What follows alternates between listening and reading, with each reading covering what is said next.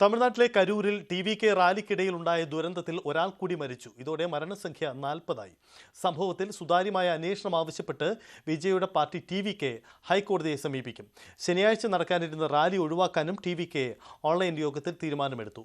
സർക്കാർ സഹായധനം പ്രഖ്യാപിച്ചതിന് പിന്നാലെ വിജയും ദുരന്തത്തിനിരയായവർക്ക് സഹായം നൽകുമെന്ന് വ്യക്തമാക്കി. മരിച്ചവരുടെ ആശ്രിതർക്ക് 20 ലക്ഷം രൂപ വീതവും പരിക്കേറ്റവർക്ക് 2 ലക്ഷം വീതവുമാണ് പ്രഖ്യാപനം നടത്തിയത്. അതേസമയം വിജയ്ക്കെതിരെ ഉടനടി നിയമ നടപടി വേണ്ട എന്നതാണ് DMK സർക്കാരിന്റെ നിലപാട്. വിഷയത്തിൽ കോടതിയുടെ നിരീക്ഷണങ്ങൾ വന്നതിന് ശേഷം നടപടികളിലേക്ക് കടക്കാമെന്നാണ് തീരുമാനം. അതേസമയം പോലീസ് ടി.വി.കെയുടെ മറ്റു നേതാക്കൾക്കെതിരെ കേസെടുക്കുകയും ചെയ്തിട്ടുണ്ട്. വിജയുടെ റാലികൾ റദ്ദാക്കണമെന്ന ഹർജി കേൾക്കുന്നത് മദ്രാസ് ഹൈക്കോടതി മാറ്റിവെച്ചു. അജയ് സുധാ വിജു ചേരുന്നു. അജയ്, ഹൈക്കോടതി നിരീക്ഷണത്തിലേക്കായിരുന്നു ശ്രദ്ധ മുഴുവൻ. എന്തായാലും കോടതി ഈ ഹർജി മാറ്റിവെച്ചിരിക്കുകയാണോ? മറ്റെന്തെങ്കിലും നിരീക്ഷണം കോടതിയിൽ നിന്ന് പ്രതീക്ഷിക്കാനാകുമോ? കാരണം വിജയ്ക്കെതിരെ നടപടി എന്നടക്കമുള്ള കാര്യങ്ങളിൽ ഹൈക്കോടതി നിർദ്ദേശം വരട്ടെ എന്നതാണല്ലോ സർക്കാരിൻ്റെ നിലപാട്. അതെ സജിത്ത്, ഈ ഒരു വിഷയത്തിൽ അതായത് ടി.വി.കെ റാലി, ഈ റാലിയിലുണ്ടാകുന്ന ആൾക്കൂട്ടം, ഇത് സംബന്ധിച്ചുള്ള വിഷയത്തിൽ ഹൈക്കോടതി ഇതിനു മുൻപ് തന്നെ ഒരു പരാമർശം നടത്തിയിരുന്നു. ഇത്തരത്തിൽ രാഷ്ട്രീയ പാർട്ടികൾ ജനക്കൂട്ടം സംഘടിപ്പിക്കുമ്പോൾ ആളുകൾക്ക് സംഭവിക്കുന്ന പ്രശ്നങ്ങൾക്ക് ആരുത്തരവാദിത്തം ഏറ്റെടുക്കും, രാഷ്ട്രീയ പാർട്ടികൾ തന്നെ പ്രവർത്തകരെ നിയന്ത്രിക്കാൻ തയ്യാറാകണം എന്നുള്ള പരാമർശങ്ങളെല്ലാം ഹൈക്കോടതി ഇതിനു മുൻപ് തന്നെ നടത്തിയിരുന്നു.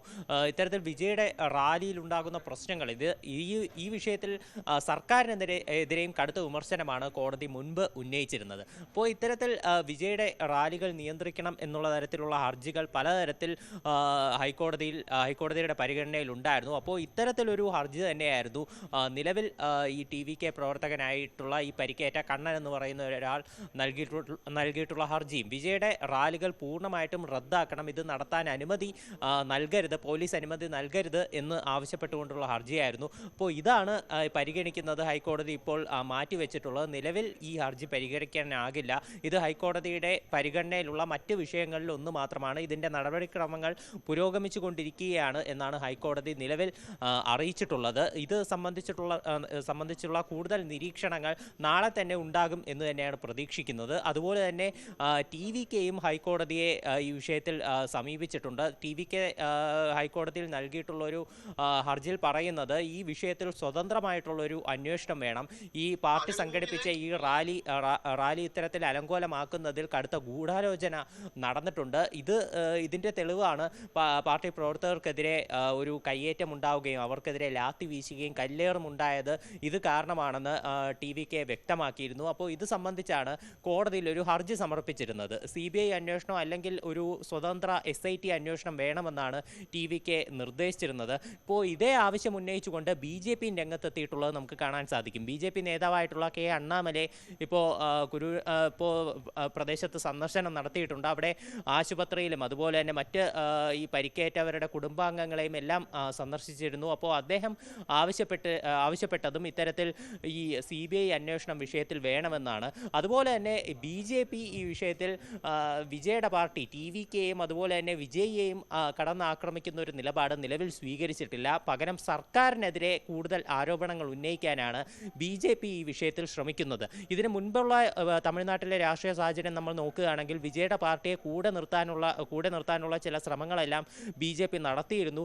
എന്നാൽ ടി.വി.കെ ആണ് ഇത്തരത്തിലുള്ള നീക്കങ്ങളെല്ലാം ഇതിൽ നിന്നെല്ലാം മാറി നിന്നത്. ഇത് പൂർണ്ണമായിട്ട് നിഷേധിക്കുകയായിരുന്നു ടി.വി.കെ ചെയ്തത്. പകരം BJPക്കെതിരെയും അതുപോലെ തന്നെ AIADMK, DMK എല്ലാവർക്കുമെതിരെയും കടുത്ത ആരോപണങ്ങളും അവരെ കടന്നാക്രമിച്ചുകൊണ്ട് തന്നെയാണ് ടി.വി.കെ ഇപ്പോൾ നിലവിൽ നടന്നു വന്ന റാലികളിലുള്ള പ്രസംഗങ്ങൾ എല്ലാം ആണെങ്കിലും അവർ നടത്തിയിരുന്നത്. എന്നാൽ BJP ഒരു മൃദു സമീപനമാണ് ടി.വി.കെയോട് സ്വീകരിച്ചിട്ടുള്ളതെന്ന് നമുക്ക് നിലവിൽ കാണാൻ സാധിക്കും. സർക്കാരിനെതിരെ പകരം കടുത്ത ആരോപണങ്ങൾ ഉന്നയിക്കുന്നുണ്ട്.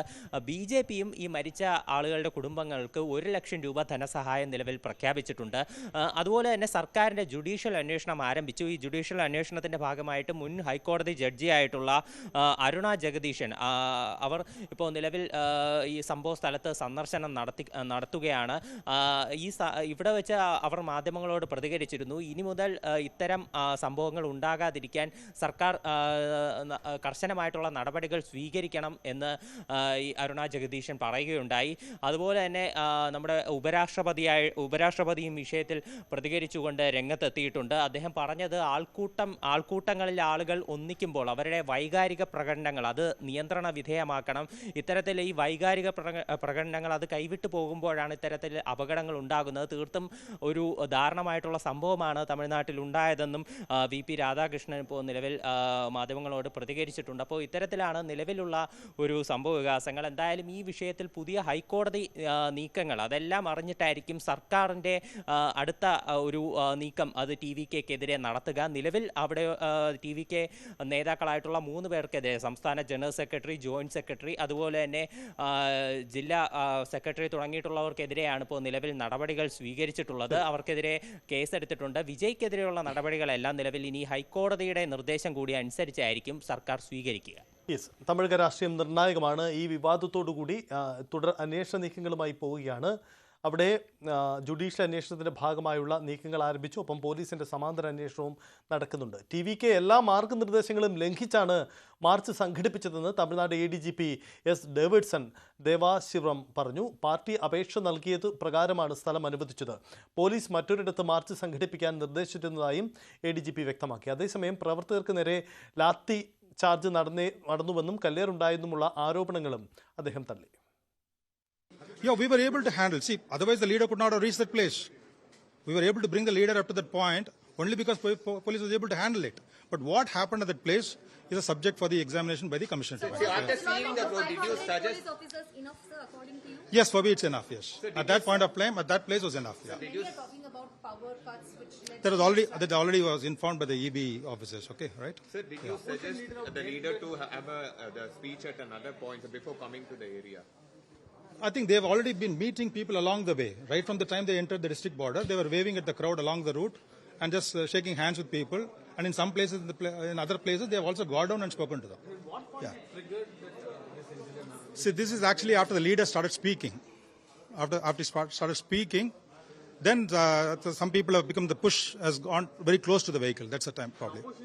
No, because this is something which have to be investigated, which the commission has to find out. So we can't say much about it actually. അന്വേഷണം നടക്കുന്നു. അതിനാൽ കൂടുതൽ പറയാൻ പോലീസ് തയ്യാറല്ല. പക്ഷേ വരുന്ന ദിവസങ്ങളിലെ നീക്കവും നിർണായകമാണ് ഇക്കാര്യത്തിൽ.